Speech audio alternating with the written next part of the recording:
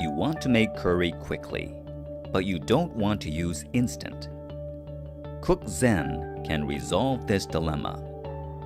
With Cook-Zen, stewing time can be shortened from 1 or 2 hours to just 7 to 10 minutes.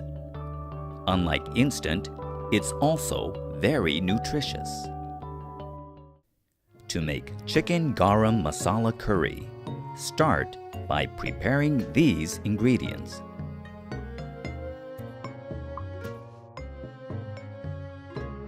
Put all ingredients into Cook-Zen and mix them well. Cover with the lid and heat in the microwave oven. After heating, mix again well. Spoon into serving dishes, and you're done.